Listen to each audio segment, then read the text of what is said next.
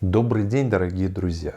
С вами Павел Платонов, руководитель православного паломнического центра «Россия в красках» в Иерусалиме. Сегодня очень большой еврейский праздник, который называется Песах. Главное историческое библейское событие этого праздника – исход еврейского народа из Египта и освобождение его от египетского рабства. Весна 2020 года наверняка надолго запомнится всем нам. На ночь Песаха в этом году в Израиле введен самый настоящий комендантский час. Любые передвижения запрещены. Никто не принимал гостей, не ходил в гости.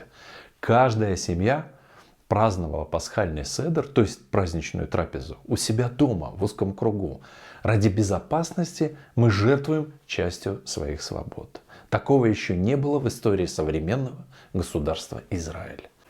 Это напомнило мне, да и, конечно же, не только мне, библейскую ночь перед исходом из Египта. Моисей повелел всем израильтянам в ночь исхода не выходить из-за дверей своих домов до утра и вкушать по велению Бога Израилева с поспешностью испеченного на огне целиком, с головой, ногами и внутренностями жертвенного агнца без порока. Это Песах Господень. Я кратко напомню вам о событиях исхода евреев из Египта.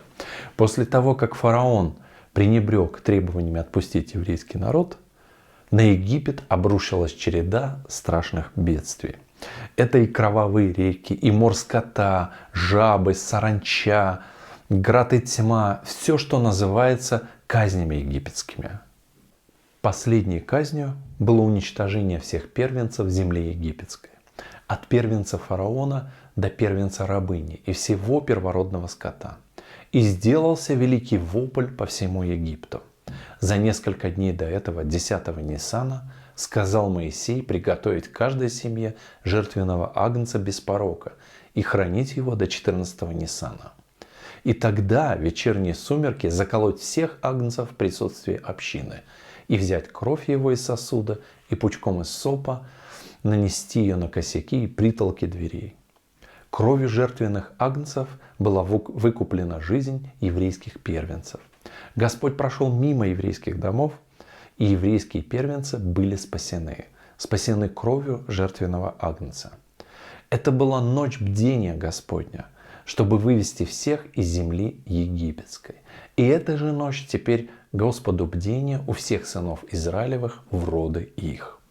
С тех пор из поколения в поколение, не прерываясь, празднуется этот праздник и передается в еврейском народе история исхода из Египта. Правда, уже более 2000 после разрушения храма жертва не приносится. Поздно вечером 14-го Ниссана в полнолуние справляется праздничный пасхальный стол с чтением Агады. Агада – это повествование об исходе. Важно, чтобы при этом присутствовали дети и не заснули.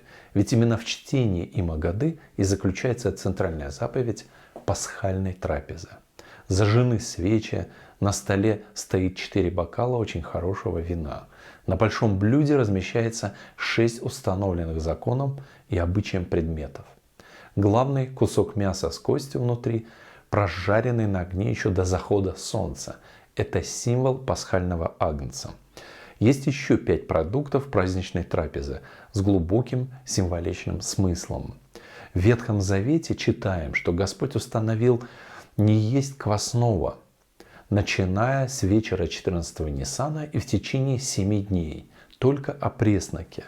Так происходит и по сей день. Это постоянное напоминание о поспешности, с которой народ вышел из Египта. В момент исхода рано утром понес народ тесто свое, прежде чем вскисло оно, и приготовил лепешки пресные. В наше время только с мацой, то есть опресноками, связано действительное исполнение заповеди Господней. Поэтому принято размещать мацу отдельно, а не рядом с предметами, располагаемыми на блюде. Все мучное заранее выносится из домов и утром 14-го Ниссана сжигается. В этом году было запрещено повсеместно сжигать хамец. Так называется все мучное. Всю неделю в магазинах не продают хлеб. Закрыты все полки с изделиями из муки. Само название праздника связано с глаголом, значение которого проходить мимо, так как смерть прошла мимо дверей Израилевых в ночь, когда поражала все первородное. Но в Библии Песахом или Пасхой называется еще и жертвенный агнец.